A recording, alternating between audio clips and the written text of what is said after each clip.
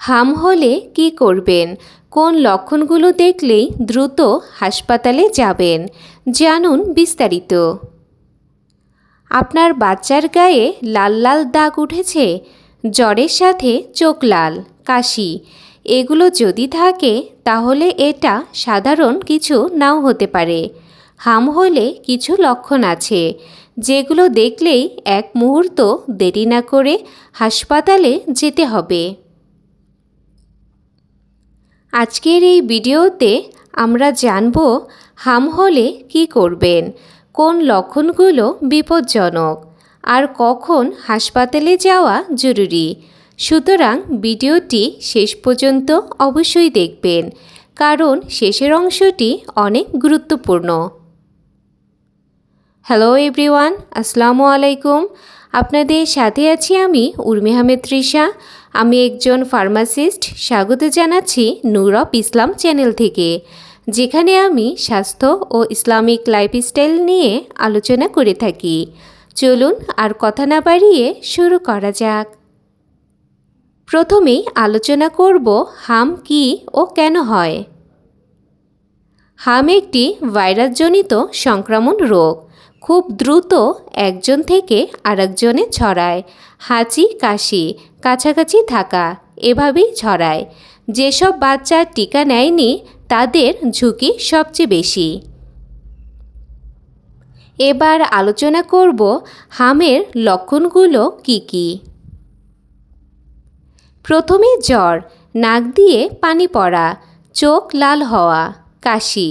এরপর মুখের ভেতরে সাদা দাগ, শরীরে লাল র্যাশ, মুখ থেকে শুরু করে নিচে যায়। এবার আলোচনা করব এমন অবস্থা হলে বাসায় কি করবেন। শিশুকে বিশ্রামে রাখুন, প্রচুর পানি অথবা তরল খাবার দিন, জ্বর কমতে ডাক্তারের দেওয়া ওষুধ দিন, চোখে আলো কম লাগতে দিন, পরিষ্কার পরিচ্ছন্নতা বজায় রাখুন, নিজে নিজে কোনো অ্যান্টিবায়োটিক শুরু করবেন না। এখন দেখে নেওয়া যাক কিছু ডেঞ্জার সাইন। এই লক্ষণগুলোর যে কোনো একটা দেখলেই দেরি করবেন না, সরাসরি হাসপাতালে যান। যেমন শ্বাস নিতে কষ্ট হওয়া, খুব বেশি দুর্বল হয়ে যাওয়া, খাবার অথবা দুধ খাওয়া বন্ধ করে দিলে, খিঁচুনি হওয়া, জ্বর 4 থেকে 5 দিনেও না কমলে, বাচ্চা অস্বাভাবিকভাবে চুপ হয়ে যাওয়া। এই লক্ষণগুলো মানে রোগটা জটিলের দিকে যাচ্ছে। এবার আলোচনা করব হাসপাতালে গেলে কি হয়। ডাক্তার পরীক্ষা করবেন, প্রয়োজন হলে ভর্তি করা হতে পারে, স্যালাইন, অক্সিজেন দেওয়া হতে পারে, জটিলতা থাকলে আলাদা চিকিৎসা। এবার আলোচনা করব এই রোগের প্রতিরোধ বা প্রিভেনশন সম্পর্কে। সময় মতো হামের টিকা দেওয়া সবচেয়ে জরুরি। আক্রান্ত ব্যক্তির থেকে দূরে রাখা, পরিষ্কার পরিচ্ছন্নতা বজায় রাখুন। একটি টিকা আপনার বাচ্চাকে বড় বিপদ থেকে বাঁচাতে পারে।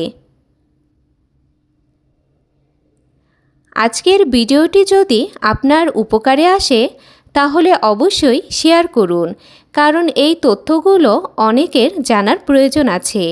আর এই ধরনের স্বাস্থ্য বিষয়ক ভিডিও পেতে আমাদের চ্যানেলটি সাবস্ক্রাইব করে পাশে থাকুন।